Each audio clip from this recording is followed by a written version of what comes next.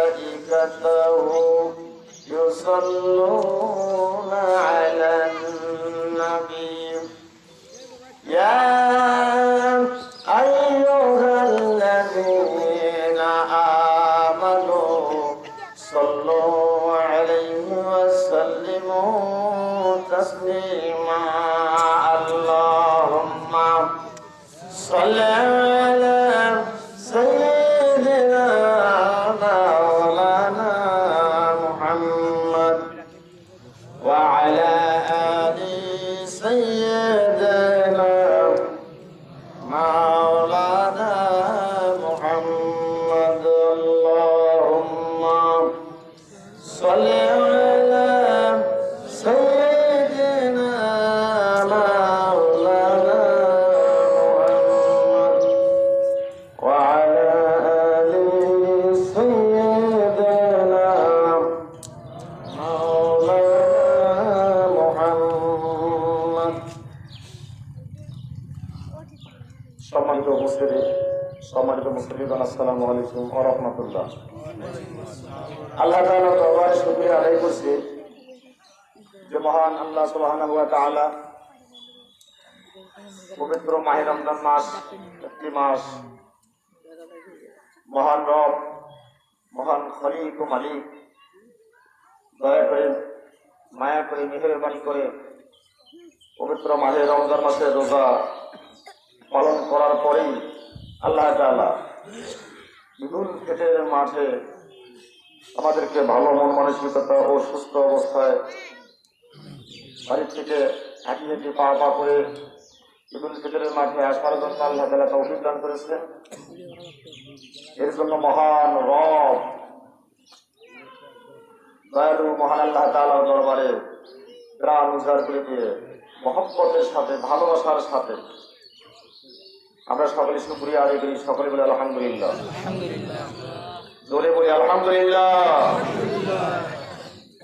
ঈদের মাঠে আসার পরে কি আপনাদের মন ছোট হয়েছে না ভালো হয়েছে, বড় হয়েছে? কারণ এক মাস খুব কষ্টে আছে। আজকে তো সুখের কথা, ঈদ মানেই তো খুশি, খুশির দিন। একটা খুশি খুশি হন নাকি?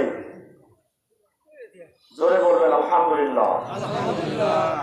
আল্লাহ তাআলা নিয়ামত পাওয়ার পরে বান্দা যদি নিয়ামতের শুকরিয়া আদায় করে, আল্লাহ তাআলা তার নিয়ামত আরো 10 গুণ বৃদ্ধি করে দেন। বলি সুবহানাল্লাহ।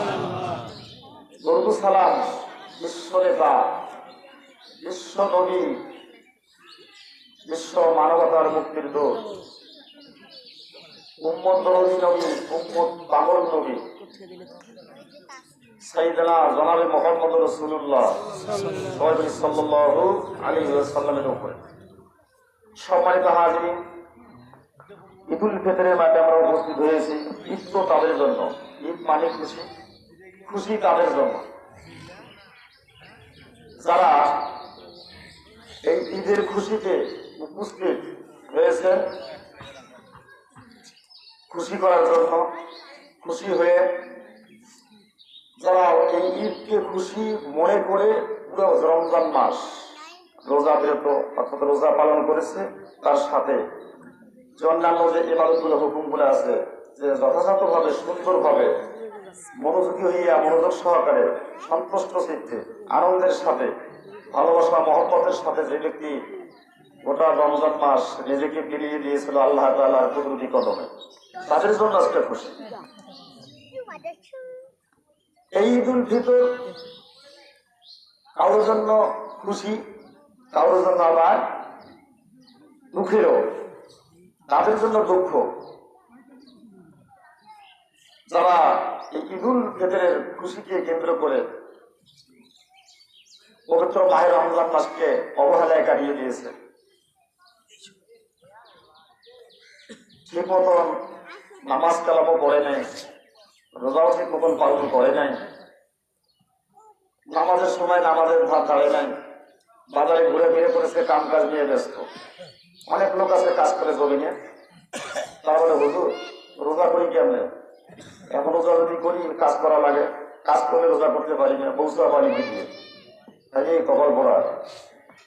যদি সে জানতো পৌঁছওয়া আগামীকাল কি হবে আপনার জন্য, আগামীকাল সন্তান সন্ততি পৌঁছওয়া আপনার জন্য যে কাল হয়ে দাঁড়াবে, আপনার জন্য যে বিপদ হয়ে দাঁড়াবে, এটা যদি আপনি জানতেন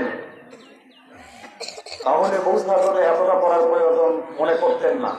হ্যাঁ করবেন, অবশ্যই তারা করতে হবে, সেটা আল্লাহর কাজ ঠিক রেখে। আর যারা প্রকৃত ইমানদার, ইমানদারের জন্য দুইটি সংসার, এই কথা প্রায় সময় বলি। দুইটি সংসার, একটি সংসার হলো যারা ইমানদার তাদের হলো সর্বপ্রথম তারা আল্লাহর কাজ ছেড়ে নেয়, আল্লাহ যা হুকুম করেছে সেই মোতাবেক চলার পরে। ফজরের নামাজের সময় হাইয়া আলাস সালাহ যখন মুয়াজ্জিন সাহেব ডাক দিয়েছে, হাইয়া সালাম মানে কি বোঝেন? আমার মনে হয় সবাই বোঝেন না। আপনারা যদি বুঝতেন যে হাইয়া আলাস সালাহটা কি, যদি জানতেন, পাঁচবার ডাক দেওয়া হয় হাইয়া আলাস সালাহ, তার মানে নামাজের জন্য আসো। কিসের জন্য? হাইয়া আলাস সালাহ মানে নামাজের জন্য আসো। নামাজ পড়লে আপনার কি হবে সে কথা আল্লাহ তাআলা বলতেছেন, হাইয়া আলাল ফালাহ। মুসলমান ডাক দেয়, কত ভালোবাসার সাথে ডাক দিল আপনাকে আমাকে, নামাজ পড়লে তোমার ভালো হবে, কল্যাণ হবে, এই জন্য আসো। নামাজ পড়লে কি হবে? ভালো হবে, তোমরা কল্যাণের দিকে আসো, এই ডাকে দেওয়া হয়। ফজরের মানুষের ঘুম বেশি হয়, সাধারণত ওই সময়টা একটা ঘুমের সময়।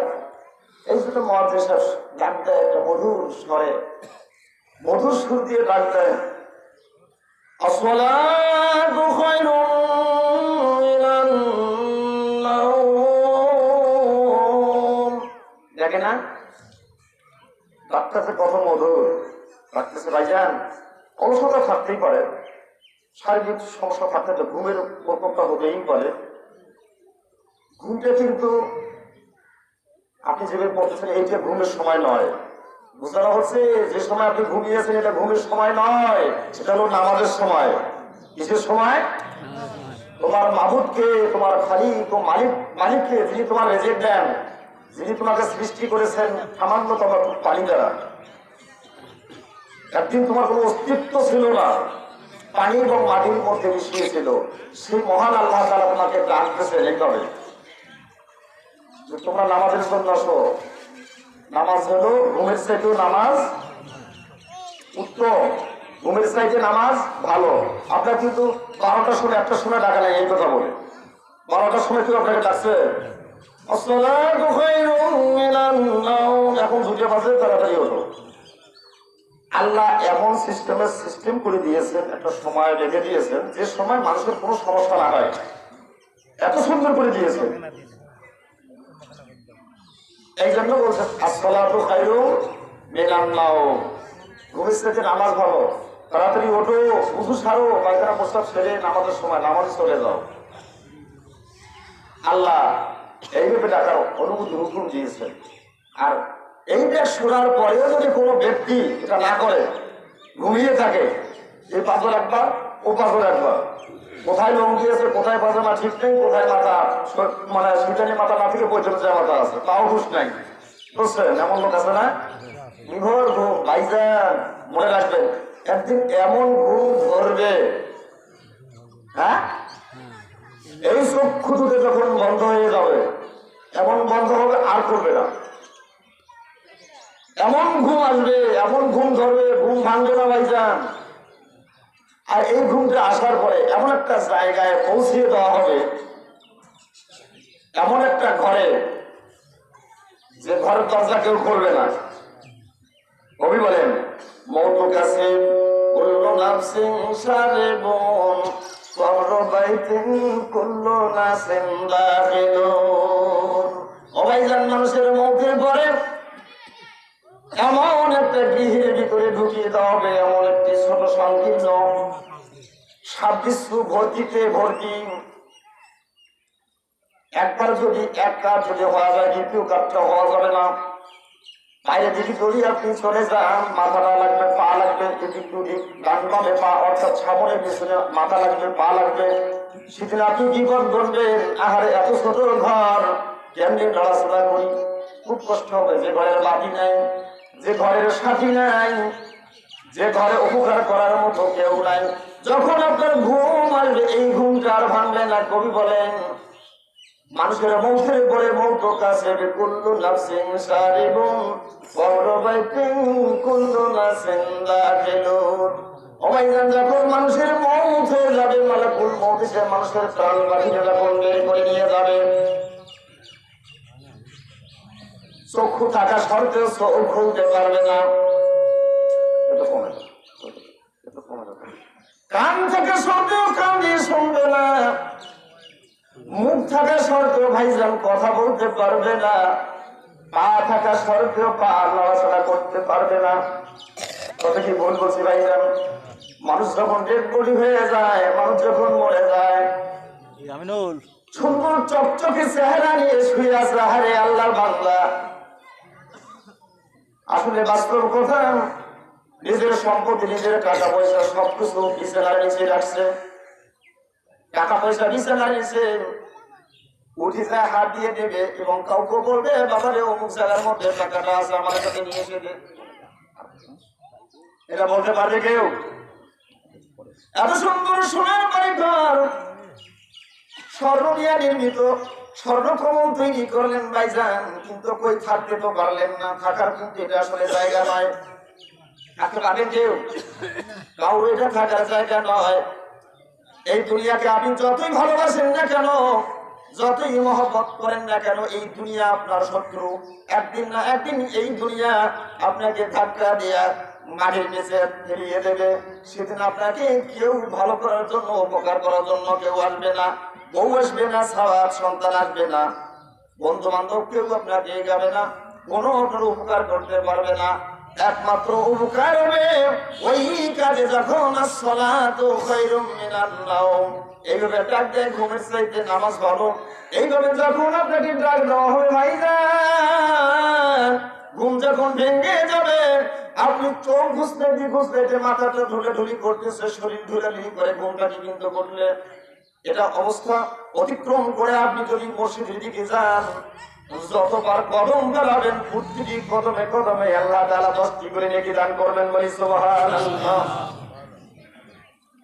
আমার হাদিস শরীফে এসেছে, এইভাবে কোন ব্যক্তি যদি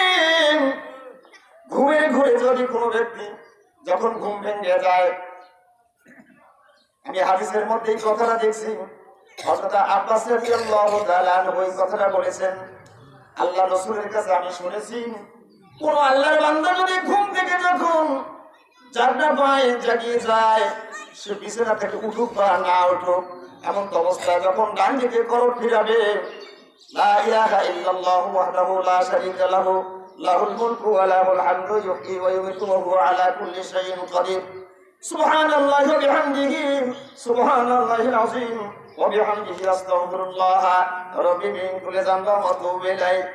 বাম পাশে যখন পায়, বাম পাশে যখন করোট ফেরায়, এইভাবে যদি দোয়া করে, বিছানা থেকে দ্রুতগামী উঠে যদি এই দোয়া পড়তে উযু করার জন্য উযুখানায় চলে যায়, আল্লাহ তাআলা আসমান থেকে বলে, ও ফেরেশতারা, আমার বান্দা ঘুরে মাথা ঢুকতেছে, শরীর ঢুকতেছে, তারপরেও আমার প্রশংসা আমার বান্দা করে, তোমরা সাক্ষী দেবে আমি আমার বান্দাকে ক্ষমা করে দিলাম।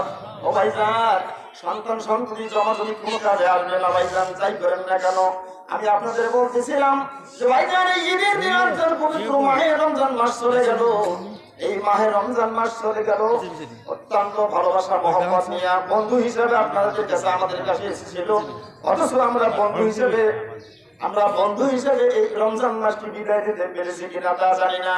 আল্লাহ রাব্বুল আলামিন আমাদের জন্য বন্ধু হিসাবে, কিয়ামতের দিন সাক্ষী হিসাবে, আমার পক্ষে সাক্ষী হিসাবে জন কবুল করে নেন। বলি সকলে আল্লাহুম্মা আমিন।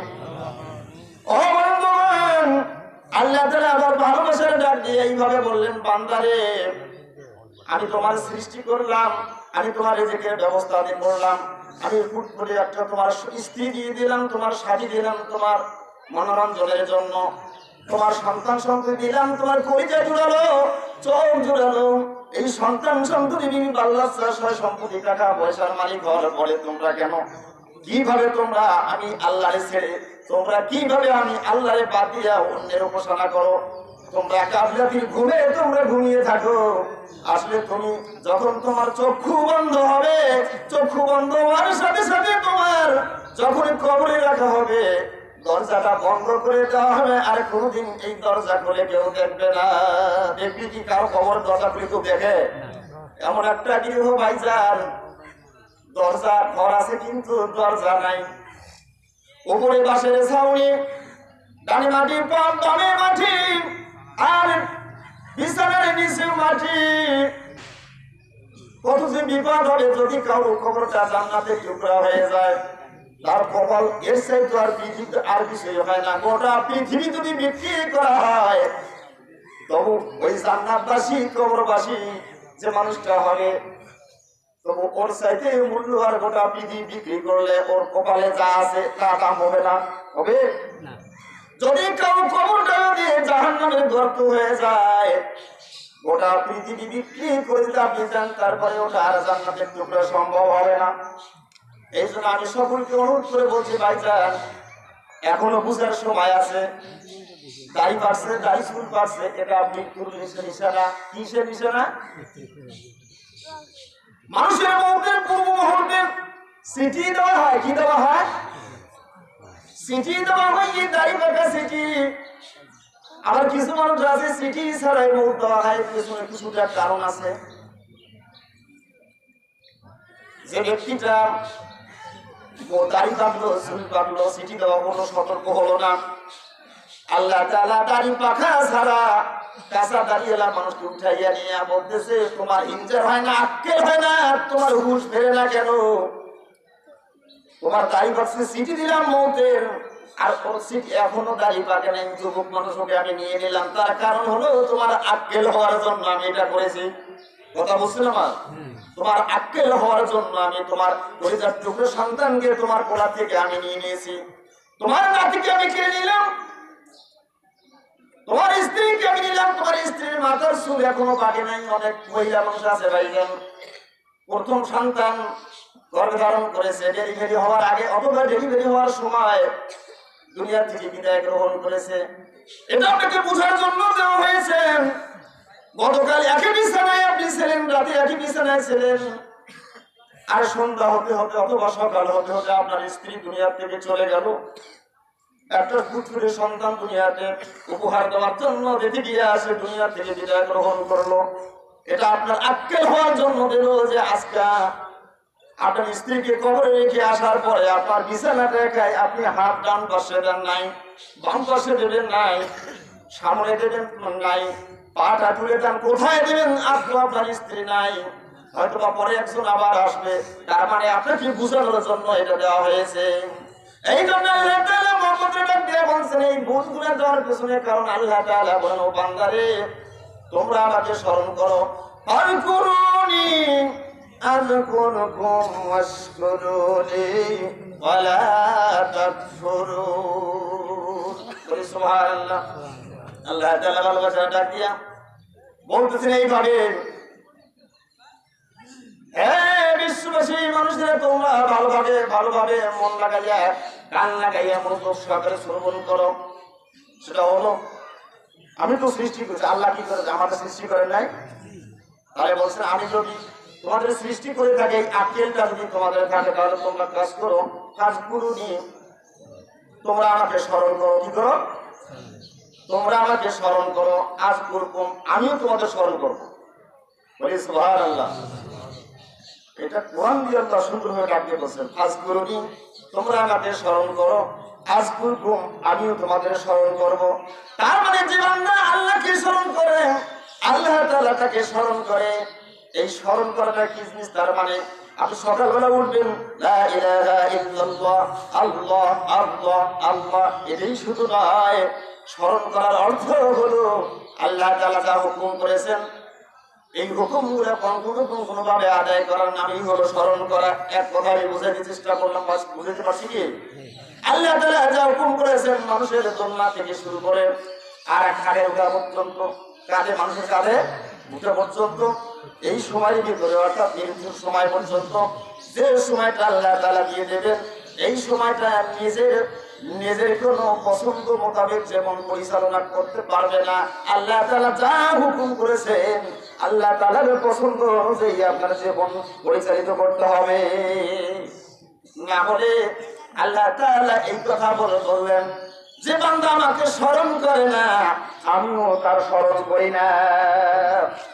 আল্লাহ তাআলা বলেন বান্দা যখন আমাকে স্মরণ করার জন্য ফজরের নামাজের সময় ওঠে, ফেরেশতাদের ডাক দিয়ে বলে, ও ফেরেশতারা তোমরা দেখো, তোমরা না মানুষ সৃষ্টি করতে বাধা দিয়েছিলা, আর আমার বান্দা ঘুম নষ্ট করে দিয়া এত সুন্দর আরামের বিছানা, বিশাল আলিশান খাট 2 লক্ষ টাকাতে বানিয়েছে, তারপরে বিশাল জাসিম কত দামের চাদর রংপুর হেডকোয়ার্টার থেকে এনেছেন, সেই সুন্দর বালিশ আর সেই সুন্দর চাদরের উপরে শুয়ে ঘুমাইছে নতুন বউনিয়া।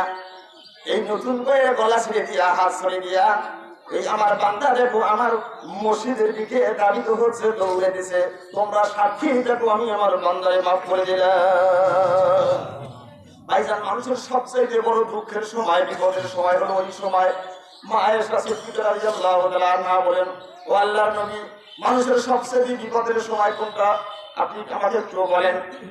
আল্লাহ রাসূল বলেন, চোখের পানি ছেড়ে দিয়া গাল বেয়ে বেয়ে পানি পড়তেছে, গালগুলা সিক্ত হয়ে গেছে পানিতে। বলতেছ আয়েশা তুমি জানো না, মানুষের সবচেয়ে বড় বিপদের সময় হলো ওই সময়টা যে সময় মানুষের মৌত হয়ে যায়, চামকান্দানি হয়ে যায়, প্রাণ কাটিতে উড়ে চলে যায়। ওই সময় সর্বপ্রথম মানুষের মাথার নিচ থেকে ওই রংপুর হেডকোয়ার্টার থেকে যে বালিশটা এনেছিল ওই বালিশটা সর্বপ্রথম সরিয়ে দেয়।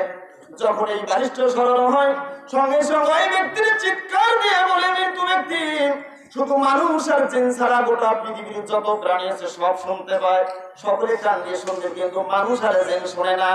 চিৎকার দিয়া বলে, ওরে কলিজার টুকরা সন্তান, ও আমার বিবি, আমি এই যে আজকে রংপুর হেডকোয়ার্টার থেকে সুন্দর বালিশ আমি নিয়ে এসেছি, জারিম নিয়েছি, আর সেটা আমার প্রাণ পাখিটা উড়ে যাওয়ার সাথে সাথে তোমরা আমার মাথার নিচ থেকে সরিয়ে দিলে, এত তাড়াতাড়ি করে আমার বালিশটা সরে দিও না। মানুষ তাড়াতাড়ি ধরে এই বিছানায় রাখা যাবে না, তাড়াতাড়ি এমনি একটা খাট, যেটাকে খাটলি বলা হয়, কাঠের একটা খাট নিয়ে আসা হয়। এই কাঠের মধ্যে যখন শুয়ে দেওয়া হয় নিচের মধ্যে কোনো কিছু নাই ভাইজান, খালি শুধু খাটের উপরে তক্তার উপরে আসি রকম করে না, প্রসবের উপরে কি জাজিমের উপরে কি গোসল করায়, একটা শক্ত খাটের উপরে মানুষকে গোসল করানো হয়। আর ওই মানুষটা কিন্তু ওই সময় তার প্রাণ পাখিটা অর্থাৎ ফাল ফাল করে সবাই দিয়ে দেখে আর কান্নাকাটি করে। যখন জোর করে তাদেরকে ঘর থেকে বের করে নিয়ে আসা হয়, এই মানুষটা চিৎকার করে বলে, ভাইজান এত তাড়াতাড়ি ঘর থেকে আমাকে বের করো না, অত্যন্ত আমার সারের বাড়ি টাইলস লাগাইছে, আমি এত সুন্দর আমি ছাদ লাগিয়েছি, একটা ছাদের মধ্যে 2 লক্ষ টাকা খরচ হয়েছে, তাড়াতাড়ি বের করো না, জনের মতো একবার অন্তত পক্ষে আমার ঘরটা দেখতে দাও, আর কোনোদিন তো দেখবো না। তারপরে জোর করে বের হয়। যদি মানুষ শুনতো মানুষ পাগল হয়ে যেত। এই মৃত্যু ব্যক্তি চিৎকার শুনে যখন ঘর থেকে তাকে বের করা হয়, খাটের মধ্যে শোয়াই দিয়া খুব জোরে ঝোড়াঝুড়ি করে তাকে গোসল করা হয়। আর এই মানুষটা কেন্দে কেন্দে বলে, ও আমার ইয়ারগান, আমার বন্ধুগণ, আমার আপন জনেরা, মালাকুল মউত যখন আমার জান হারিয়েছেন, যখন আমার ইন্তেকাল হয়েছে, আমার শরীরটা শাক যেমন সিদ্ধ করলে হয়, গরু যেমন ঘাস চিবাইলে যেমন একদম তুষ হয়ে যায়, এর চাইতে বেশি ব্যথিত এবং ব্যথাটু অত্যন্ত নরম হয়েছে আমার শরীরটা। শরীরের কোনো হাড়ের সঙ্গে পুরো হাড়ের আমার জোড়া নাই, শরীর সমস্ত বস্তুগুলো আমার সিদ্ধ হয়েছে। এত জোরে জোরে আমার শরীরটা ঘষা মাজা করে আমাকে গোসল দিও না। এই জন্য আল্লাহর নবী বলছে, মানুষকে যখন কম গোসল দেওয়া হয় তখন আস্তে আস্তে করে তাদের গোসল দিতে হয়। ভাইজান, কথা কি অবাস্তব বলছি? বাস্তব কথা। আপনি যখন চিৎকার করেন না কেন ভাইজান, আপনাকে দ্রুত কাফন পরাইয়া যখন আপনাকে কবরস্থানে নিয়ে যাওয়া হবে, কবরস্থানে নামার সময় এই মুর্দা ব্যক্তি নিরাশ হয়ে যায়। 2টা ব্যক্তির উপরে তারা ইখতিয়ার থাকে যে 2জন আমার সঙ্গে কবরে নামবে, এই 2জন আমার সঙ্গে যাবে।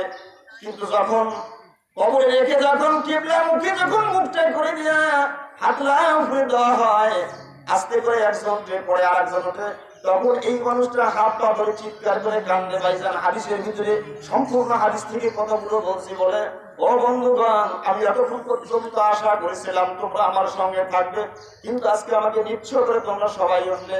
ওই সময় বান্দা নিরাশ হয়ে আল্লাহ তাআলার দিকে তাকিয়ে থাকে, আজকে আল্লাহ আবার যে কি করবে তা জানি না। কবরে যাওয়ার পরে যখন আপনার কবরের উপরে হাত দেওয়া হয়, যখন মাটি দিয়ে মানুষ চলে যায়, ওই সময় যতই আপনি কাল করে দেখেন আল্লাহ দিকে তাকান, যদি আল্লাহর কাজ আপনি না করেন, আল্লাহর হুকুম যদি না নিয়ে থাকেন, রাসূলের আদর্শ মোতাবেক যদি আপনি জীবন পরিচালিত না করেন, তাহলে আপনি অত্যন্ত বিপদের মধ্যে পড়ে যাবেন। আপনার ওই গৃহটা অর্থাৎ ঘরটা আপনার অত্যন্ত ছোট হয়ে যাবে। তখন হাদিস শরীফে আছে, কোন গুনাহগার বান্দা যখন কবরে যায়, কবরে যাওয়ার সাথে সাথে মানুষ যখন মাটি দিয়ে যখন চলে যায়, দুই মুঠ মাটিতে 40 কদম যখন পার হয়ে যায়, সর্বপ্রথম চাপা মারে মাটি, ডান পাশের মাটি বাম পাশের মাটি এমন ভাবে চাপা দেয়, একদম হাড্ডি গুলো এই পাশের হাড্ডি ও পাশে এই হাতের মতো চিড়ির মতো ধরে যায়, এমন অবস্থা হবে মানুষের। সেদিন পরবর্তী কোনো উপায় থাকবে না ভাইজান। আর ইমানদার বান্দারা হবে যারা রোজা ঠিক মতন পালন করেছে, যারা হজ জীবন পরিচালিত করেছে, যারা নামাজ ঠিক মতন আদায় করেছে, ফজরের নামাজ আদায় করেছে, তাহাজ্জুদের সময় উঠে ইয়া আল্লাহু ইয়া রহমানু ইয়া রহিম ইয়া হাইয়ু ইয়া কাইয়্যুম।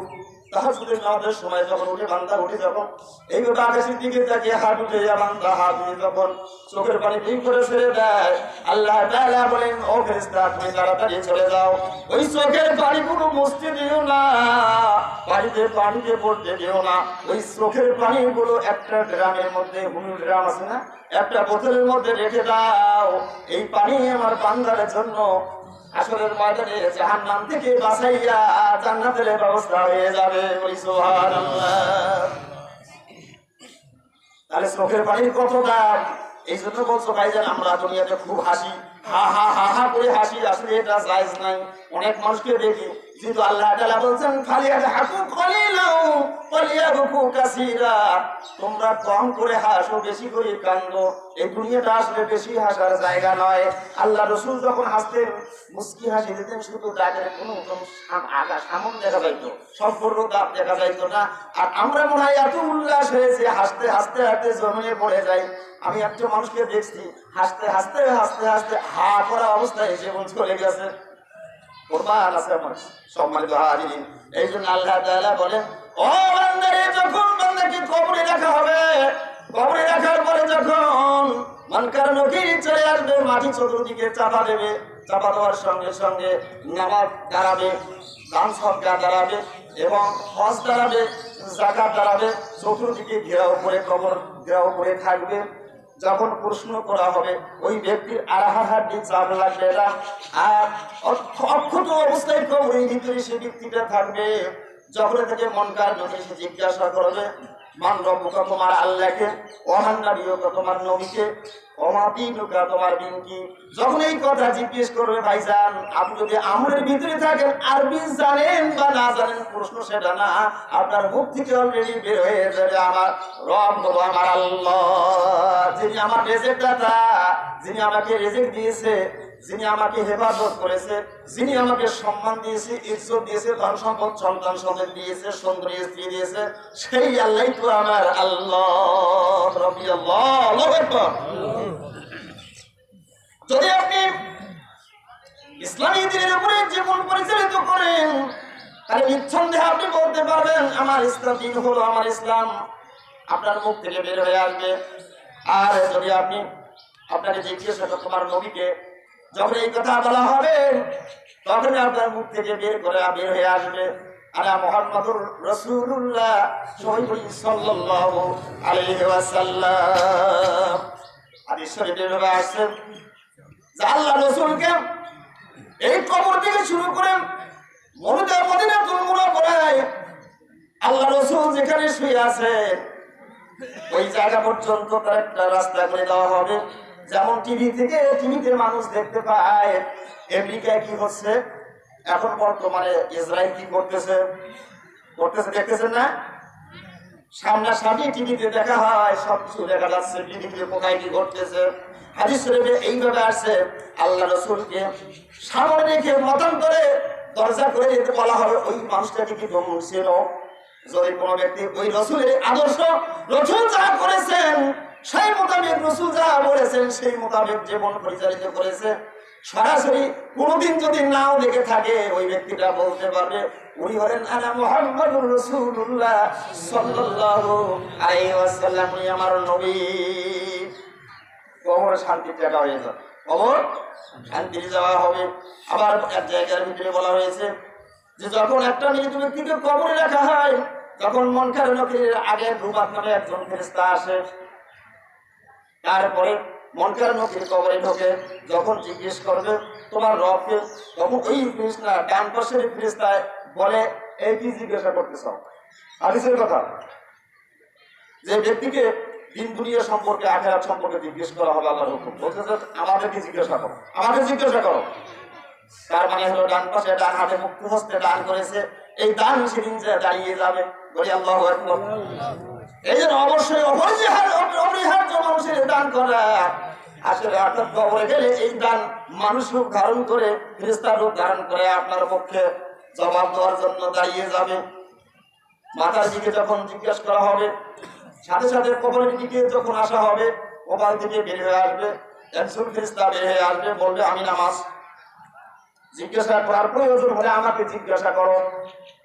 সেখানে যখন পারবে না, আবার বাম দিকে চলে যাবে, আবার ডান দিকে চলে যাবে, এইভাবে পায়ের দিকে চলে যাবে, বাকি জিজ্ঞাসা করা। ওই সময় একজন ফেরেশতা দাঁড়িয়ে যাবে, এই ফেরেশতা বলবে কি জিজ্ঞাসা করার প্রয়োজন, আমাকে জিজ্ঞাসা করো। বলবে তুমি কে? বলবে আমি হলাম ওই ফেরেশতা, আমি আমার এই পায়ের মাধ্যমে বান্দা হাঁটি হাঁটি পা পাকে মসজিদে গিয়েছিল নামাজ পড়ার জন্য, ভালো কাজের জন্য, ওয়াজ মাহফিলে, তাফসীর মাহফিলে, ভালো জায়গার জন্য, ভালো কাজ করার জন্য গিয়েছিল। সেই ফেরেশতা, সেই আমি ওই হাঁটিয়ে যাওয়ার পা সব যেটা হচ্ছে সেই ফেরেশতা আমি। জিজ্ঞাসা করার প্রয়োজন হলে আমাকে জিজ্ঞাসা করো। যখন ফেরেশতা নিরাশ হয়ে যাবে, আল্লাহ তাআলার কাছে বলবো মাবুদ এমন একজন কবরবাসী, কবরে চতুর্দিক থেকে ফেরেশতারা মোতায়েন করা, জিজ্ঞেস করতে দেয় না, কি ব্যাপার, কি করবো। আল্লাহ তাআলা বলেন ও ফেরেশতারে, আমি আমার বান্দার জন্য খুশি, রাজি খুশি, আমার বান্দা আমার জন্য রাজি খুশি ছিল, আমি তাকে মাফ করে দিয়েছি। তোমরা জান্নাত এখান থেকে চলে যাও, জান্নাতি ফেরেশতাদেরকে সেখানে দিয়া তার জান্নাতটাকে বেহেশতের টুকরা বানিয়ে দেয়। বলি সুবহানাল্লাহ। এই জন্য বলা হয়েছে বান্দারে ফাযকুরুনি আযকুরকুম ওয়াশকুরুনি ওয়ালা তাকফুরুন। এই নিয়ামতগুলো যদি পাইতে চাও, তাহলে আমাকে তোমরা স্মরণ করো, আমি তাহলে তোমাদের স্মরণ করব, দুনিয়ায় স্মরণ করব। তারপরে দুনিয়া থাকতে যত আপদ বিপদ আমি হটিয়ে দেব। তারপরে যখন মৌত আসবে, মৌতের সময় মানুষের সবথেকে বড় বিপদ মরদুদ শয়তানের হাত থেকে ঈমান বাঁচিয়ে মৃত্যুবরণ করা খুব কঠিন হয়ে যায় ভাইজান। ওই সময় আল্লাহ তাআলা বলেন আমি নিজের কুদরতি নিজাম দ্বারা শয়তানকে সরিয়ে দিয়ে ঈমানের সাথে আমি আমার বান্দাকে নিয়ে নেব। আমল যদি না থাকে তাহলে কি সম্ভব হবে? সারা জীবন বাবা মাকে পারলেন না, বউ নিয়ে ছাড়া নিয়ে পাগল হলেন, অত্যন্ত পাগলের মতো চললেন, মা থাকলো বাবা থাকলো একখানে, মা বাবা ভিক্ষা করে মানুষের কাছে হাত পেতে খায়।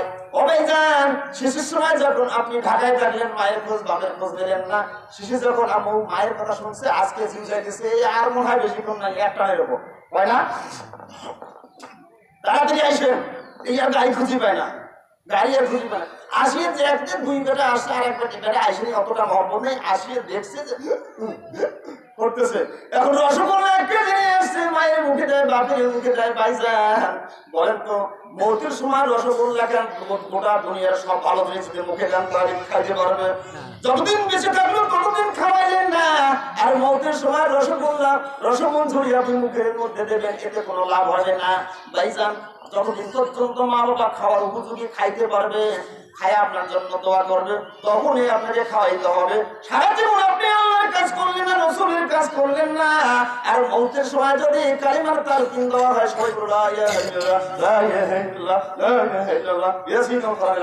সবাই যদি বলেন, ওই ব্যক্তি ঘন্টাও জানবেন পরে কানতে পৌঁছবেন না, তার মানে ওর কান্ত বন্ধ করা আছে। বলি নাউযুবিল্লাহ, কান্ত বন্ধ। এই জন্য আল্লাহ পাক বলেন লাকাদ জারানা লিজাহান্নামা কাসীরাম মিনাল জিন্নি ওয়াল ইনস লাহুম কুলুবুন লা ইয়াফকাহুনা বিহা ওয়া লাহুম আ'য়ুনুন লা ইউবসিরুনা বিহা ওয়া লাহুম আযানুন লা ইয়াসমাউনা বিহা উলাইকা কাল আনআম বাল হুম আদাল উলাইকা হুমুল গাফিলুন। কান যে বন্ধ হবে সেই কথা এই জায়গার মধ্যে বলছে। আগে আপনি কান জাগ্রত করলেন না, অন্তর চক্ষু জাগ্রত করলেন না, চক্ষু জাগ্রত করলেন না। ও ভাইজান, আল্লাহ তাআলা বলছেন অধিকাংশ ইনসানকে আমি জাহান্নামে নিক্ষেপ করব। আপনারা সবাই আমার দিকে লক্ষ্য করেন, কথা বলবেন না, এখনই শেষ করব। আপনার আগে যদি কান চক্ষু অন্তর জাগ্রত না করেন তাহলে ওই সময় জাগ্রত থাকতে পারে। পাত্রে আছে যাহা ঢালিলে পরিবে তাহা, যদি মধু থাকে ঢালবেন ওই সময় শরাব পড়বে না, মধুই পড়বে। পানি রেখে যদি কান দুধ পর আল্লাহর কসম এক ফোঁটা মধু পড়বে না, পড়বে। সারা জীবন কিছুই করলেন না, আল্লাহ রাসূলের কাজ করলেন না, তার কালিমারে তাল কিনতে তা হবে না। এই জন্য আল্লাহ এই জায়গার ভিতরে বলেছেন তোমার অন্তর থাকার অধিকাংশ জিন-ইনসানকে আমি জাহান্নামের জন্য নির্ধারিত করেছি। তার পিছনে কারণ হলো লাহুম কুলুবুন লা ইয়াফকাহুনা বিহা, অন্তর আছে, অন্তর থাকা সত্ত্বেও সে বোঝে না। সকালবেলা হাইয়া আলাস সালাহ হাইয়া আলাল ফালাহ, তারপরে বড় হলো আসসালাতু খায়রুম মিনান নাওম, এটা শোনা সত্ত্বেও সে আসলে বিছানা থেকে উঠলেন না। তার বিবেক আছে একটা, আমি বিবেক দিয়েছি বড় বড় বাড়ি গাড়ি করার জন্য, বিবেক সব ঠিক আছে, পৌঁছাওয়া পালার ব্যাপারে বিবেক ঠিক আছে, জমির আই খেলার ব্যাপারে বিবেক ঠিক আছে, মানুষকে কম দেওয়ার ব্যাপারে বিবেক ঠিক আছে, শয়তানি চুগলখড়ি করার জন্য বিবেক ঠিক আছে, এইভাবে মিথ্যা কথা বলার জন্য বিবেক ঠিক আছে, মানুষকে ছোট করার জন্য, হেয় করার জন্য তার বিবেক ঠিক আছে। কিন্তু এক জায়গায় বিবেক ঠিক নাই, অন্তর ঠিক নাই, সে হলো আল্লাহর হুকুমের ব্যাপারে। এই জন্য বলছে আমি অধিকাংশ ইনসানকে জাহান্নামের জন্য নির্ধারণ করেছি। তার পিছনে কারণ তাদের অন্তর আছে লাহুম কুলুবুন লা ইয়াফকাহুনা বিহা, এই কলব থাকা, অন্তর থাকা সত্ত্বেও চিন্তা করে না। লাহুম আ'য়ুনুন লা ইউবসিরুনা বিহা, চোখ দুটো আছে, চক্ষু থাকা সত্ত্বেও দেখে না। আরে ভাইজান, আগে যে কথাগুলো বললাম, চোখের সামনে আমার কলিজার টুকরা সন্তানকে আমি মাটি দিলাম, আমার চোখের সামনে আমার মাকে কবরে রাখলাম, আমার চোখের সামনে আমার মা চলে গেল, আমার পাড়া প্রতিবেশী আপন বন্ধু চলে গেল, যাওয়ার পরেও যে আপনার আক্কেল না হয়, হুঁশ না হয়, এই জন্য বলছে চোখ দিয়ে তুমি সরাসরি দেখলে, চোখ দিয়ে দেখা সত্ত্বেও তুমি কেন এটা করলে না? লাহুম আ'য়ুনুন লা ইউবসিরুনা বিহা, চোখ দেখা সত্ত্বেও তুমি দেখো না। লাহুম আযানুন লা ইয়াসমাউনা বিহা, কান দিছে আমি হাইয়া আলাস সালাহ হাইয়া আলাস সালাহ বলে ডাক দিল, তোমার কর্ণা পুহুরের ভিতরে সুন্দর করে বেজে উঠলো যে তোমরা নামাজের জন্য আসো, নামাজ পড়লে ভালো হবে। এই কথা শোনা সত্ত্বেও তোমরা নামাজের দিকে আসলে না, তার মানে কান আছে, কান থাকা সত্ত্বেও তোমরা শুনলে না। তাহলে তোমাদেরকে আল্লাহ রাগ করে একটা ডাক দিয়ে ওই কথা বললেন। এরা হলো উলাইকা কাল আনআম, এরা হলো উলাইকা কাল আনআম, এটা হলো চতুষ্পদ জানোয়ারের মতো। কুত্তাও হতে পারে, গরু হতে পারে, ছাগলও হতে পারে। এই জানোয়ারের কথা বলে আল্লাহ ডাক দিয়েছে উলাইকা কাল আনআম, এরা হলো চারপা জানোয়ার। শুধু তাই, চারপা জানোয়ারের গরু জরুরি খাওয়া মাসে হালাল কিছু খায়, ছাগল গরু দুটো উড়িয়ে খায়। আল্লাহ বলছে না, বালহুম আদম, তার চাইতেও খারাপ, নিকৃষ্ট, তার মানে কুত্তে, কুকুর চাইতেও খারাপ। আল্লাহর হুকুম দেয়া সত্ত্বেও হাইয়া আলাস সালাহ বলার পরেও শুনলো না, মৃত্যু কষ্ট দেখার পরেও বসলো না। এরা হলো চারপা জানোয়ারের ছেলেও খারাপ, কুকুর। এরা কথাটা বলছে যারা বাইরে আছে ভাই, দাঁড়িয়ে না থেকে, এটা হলো যেহেতু একটা কোরআনের মঞ্চ, ঈদুল ফিতরের মাঠ, বিশৃঙ্খলা করবেন না, ফাঁকা জায়গা তুলে পড়েন করেন। আমি সর্বোচ্চ 5-7 মিনিটে বলে শেষ করবো। সম্মানিত উপস্থিতি, এই বিষয়গুলো জানা সত্ত্বেও যদি আমরা গাফেলের মতো চলাফেরা করে তাহলে কিন্তু আসলে ঠিক হবে না। জানোয়ারের মতো হওয়া, জানোয়ার থেকে খারাপ হওয়া যাবে না। আল্লাহ তাআলা ডাক দিয়ে বলেন তোমরা আমাকে স্মরণ করো, আমি তোমাদের স্মরণ করব। আর তোমরা আমার শিশির কথা এইভাবে বলে দিলেন, তোমরা আমি যে তোমাদের নিয়ামত দান করেছি, তোমার সন্তান সন্ততি দান করেছি, তোমার বিবি বাল বাচ্চা দান করেছি, তোমার কোনো পোস্ট টাকা পয়সা জমা জমি কিছুই ছিল না, আমি সব তোমাদের দান করেছি। মেধা দিয়েছি, তুমি বড় লোক হলে, তুমি ম্যাজিস্ট্রেট হলে, এত বুদ্ধি দিলাম তোমারে আমি, অথচ সেই বুদ্ধি তুমি খাটাই দিয়ে না, হ্যাঁ সেই বুদ্ধি তুমি খাটালে না, আল্লাহ রাস্তায় অন্য রাস্তায় খাটাই। এই জন্য আল্লাহ তাআলা বলছে যে বান্দা এত কিছু দিলাম দেওয়ার মধ্যে তুমি বুঝলে না, তার মানে সাল করে জানার মতো তোমার স্মরণ ফেরত না। ভাইজান বুঝবে না, তারা কি করে বুঝবে? সারা জীবন শয়তানি বদমাশি করলো, আল্লাহর হুকুম মানলো না। এরা হলো সাইফিয়া জানোয়ারের একটা উদাহরণ দিয়েছি। কসাইকে গরু জব করে না, করে তো সেটার মধ্যে গরু একটা জবাই হলো, আর একটা গাই গরু দাম এই গরু বাঁধা আছে, দুটিয়া দামরা বাঁধা আছে, আছে না, থাকে না, গ্রাম বাজারে বলতেছি বাঁধা আছে। ও ভাইজান দেখতেছে আমার চোখের সামনে একটা দামরা জমা করছে, এরপরে আমার পালা, তাই না? একটার পর একটা জবাই হয়ে গেছে।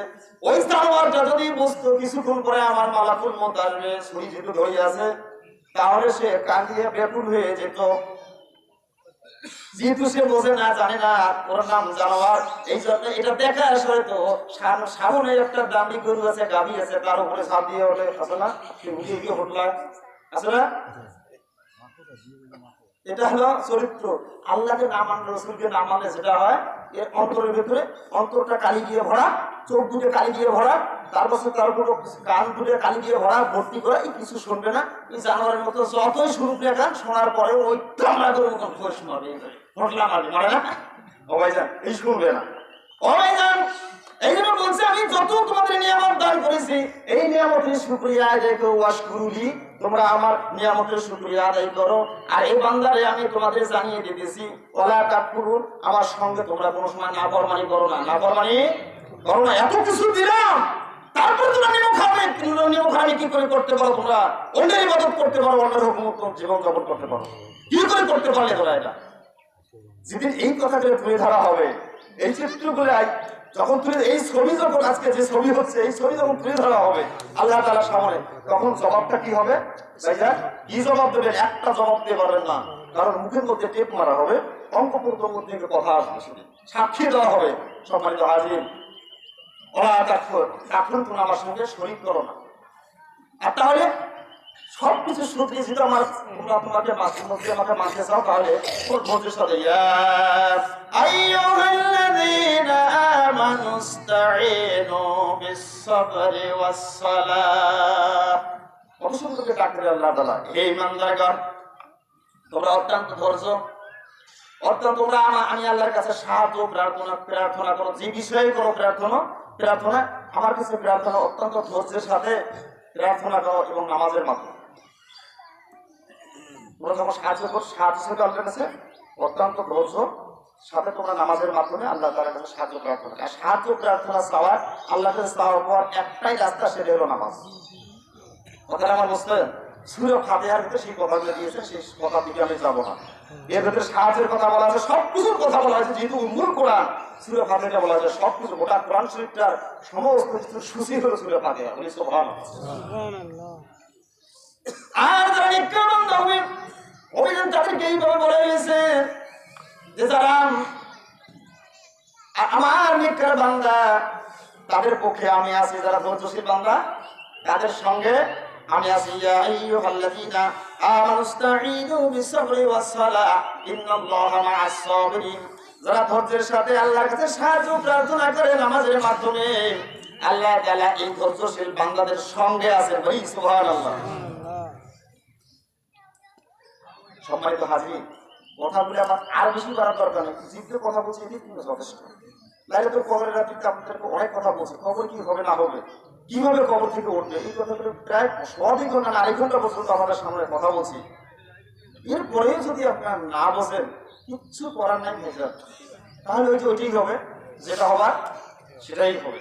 আল্লাহ তাআলা আমাদের সবাইকে বোঝার জন্য তৌফিক দান করেন। আমরা যদি নিজের থেকে না বুঝি, নিজেকে না শোধরাই, কোনোদিন কেউ ডাক দিয়ে শোধরাইতে পারবে না। আমি যদি নিজে ভালো না হই, কোনোদিন আমাকে কেউ ভালো করতে পারবে না। মুসলমানদের মধ্যে এবং কাফেরদের মধ্যে একটা ভাগ, সেটা হলো নামাজ।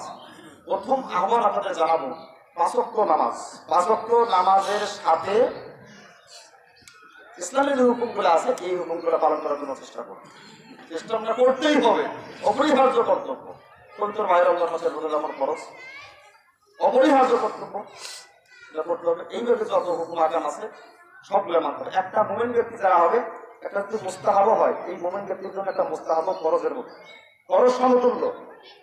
একটা মোমেন ব্যক্তি কোনো সময় নিজের দেওয়ার গিয়ে চলতে পারে না, আল্লাহ এবং রসুলের যা আছে বিধিবিধান সেই মোতাবেক চলতে পারছে। সম্মানিত হাজির, আমি সংক্ষিপ্ত কথা এখানে শেষ করছি, যেহেতু 10টার মধ্যে নামাজ শেষ করতে বলছি। আনুষ্ঠানিক কিছু ব্যাপার আছে, কিছুদিনের মধ্যেই কথা আমাদের সেক্রেটারি সাহেব এবং সভাপতি সাহেব দুই একাধিক কথা বলে শুরু করবেন। আর শেষের কথাটা হলো